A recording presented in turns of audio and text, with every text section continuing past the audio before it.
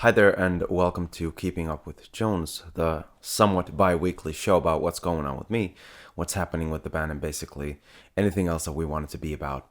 I'm Jones, you're you. Let's get started. This week I'm having a bit of a sick week. I've been down with the flu for a couple of, actually like a week now. But I didn't want to let you guys down. I didn't want to let myself down and skip a video just because I have the flu, which is why I asked you guys on Instagram to send me some questions so I could kind of make a quick and easy question and answer video for you and for myself for our mutual benefit and pleasure. You were so great with the questions. There were so many. I kind of combined the questions that were of the similar topics, and I managed to put it down basically, I think, 5 or 6 questions. So, without further ado, here we go, your questions and my best possible answers. Okay, so let's see. Um, the first and one of the most popular questions was, "What's wrong with me? Why am I sick?" Don't worry, guys. It's not coronavirus. It's nothing really heinous. It is, I think, just the seasonal flu that got me this time. God damn it. Um, yeah, it's just a thing. At least in the Nordic countries, it's every year. It's like a couple of times a year.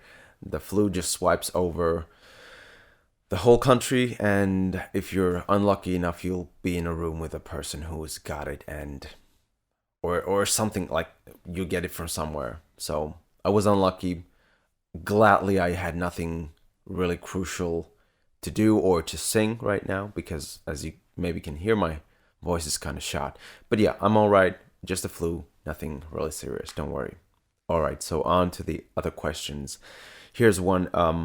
So, what musical goals or plans do you have for 2020? A brilliant question. Thank you for the question. I think there are two. Um, since the very beginning of Jones and You, I have basically the one aspect that I kind of feel like I've failed a lot was actually recording and publishing music. And this year I've really toned it down with everything else. One of my main goals is to record and release music. This means that basically my fantasy is that we're not actually going to have that many, if any, live shows, because that's one of the aspects that I've always found that kind of interferes with the artistic process of recording music is playing live shows, and we've played a lot of live shows. And I think that somewhat hindered my productivity as a recording artist. So this year, one of my biggest goals, if not the biggest goal, is to record and release as many as possible of our songs. I'm currently working on a couple already. But yeah, that's one of the biggest goals. And the other one is, this might be boring for some people. This might be kind of like, well, why? But is actually to really push and develop my content online and my presence at the various social media platforms. I'm one of those people who's really into Instagram. I'm really getting into TikTok. I'm really into YouTube. And Facebook, you're there. It's a presence, if not a passion. But yeah, that's one of my main goals for me personally. I think that's really important. So it might not be like your thing, but for me, that's a very big focus in 2020. Who would you like to sing a duet with? That's a great question. Thank you for the question. Okay, my answer might be kind of weird and disappointing, but I would actually want a duet with Gary Vee. Like, to have 15 minutes in the same room with him would be I could sing to him, and he could coach me in my business solutions and strategies. I know it's a boring answer, but this is in the same vein that the previous question or my previous answer was. I'm really focused in how to further my connection with people, and that's one of my biggest focuses artistically, really, my main focus is completely in just presenting my art to people. So Gary V would be my number one choice. Okay, I'm not gonna leave you hanging completely. I would say musically, just like as an artist, I think Ariana Grande would be good. I bet we get along fine, and she's a brilliant singer. I think our voices would also match very, very well. So if you know her, if you're in connection with her, you can like let her know. I'm open to the idea. Now this question is a very good question, and I'm embarrassed by it. How can we get the lyrics of your songs? Okay, this is one of those things that as a musician I just didn't think about. I haven't thought about it, to be honest, because of course when I make songs I write the lyrics down maybe once, and after that I kind of know the lyrics. So for myself there's no real need for the lyrics past that point. I didn't really even like, I never think that anyone would be interested in reading my lyrics. So this is completely my fault. What are the places that people put their lyrics on? You could, if you could comment on this video wherever you find this, like hit me up and tell me where you want the lyrics to be at. I will gladly put them on anywhere. I'm not hiding them, but I just didn't really think of it that much. So I will definitely write down the lyrics and publish them online, or write them down on a piece of paper and send them to you. Just tell me where to do it. So the next question is, what is the story behind your song Lie to Me Sweet? And is there a story behind your songs? Well, first of all, of course, yes, there's always a story behind the songs. For me personally, how can I explain this? Lie to Me Sweet, for those of you who don't know, that is one of our first releases ever. It's a great old song. Well, I mean, it's a great song. It doesn't have, like, I don't have to define the age, but you can find that song actually on this channel also. And Lie to Me Sweet is kind of one of those songs where some songs have a specific moment in life that I have. It's like a life event or a relationship or whatever, and it's like like I can define very clearly what the song is about, and basically the song just communicates that moment or that feeling or message. Lie to Me Sweet is one of those songs where it's more of a theme. It's if you want to really dissect the song, and if you want to, because one of my things is like, maybe it is enough for the song just to speak for itself. So however it spoke to you, I think, is the most important part of the song.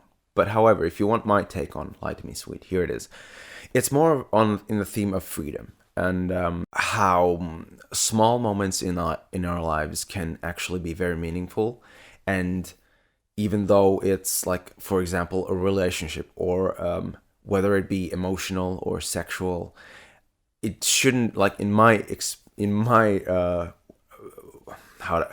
experience, and in the way that I take in life and the world, it should not have to be unromantic just because it's not maybe love. It's not the deepest or the most romantic version of two people coming together.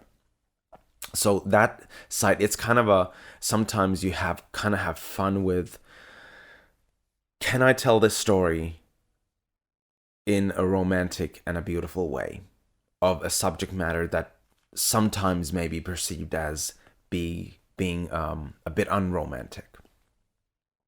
And on the other hand, like, that's basically the theme and, if you will, the gist of the song. But on the other hand, the last part of the song is actually the key to the actual emotion that in my songs is always there. Like, I have never released a song, or actually I have never even finished a song that wouldn't have an actual component of real life emotion, something that I actually feel that resonates within me, in a very strong way. And with this song, "Lie to Me Sweet," it's at the end, like, out on the street, the air smells so sweet tonight.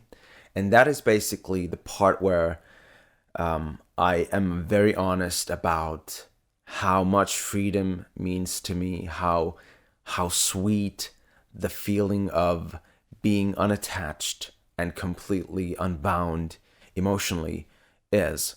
And at that moment in time in my life, that was a very honest moment. That was a very honest feeling for me, to just love where I was, to just be able to detach myself from everything, and at the same time not be disrespectful, not to actually.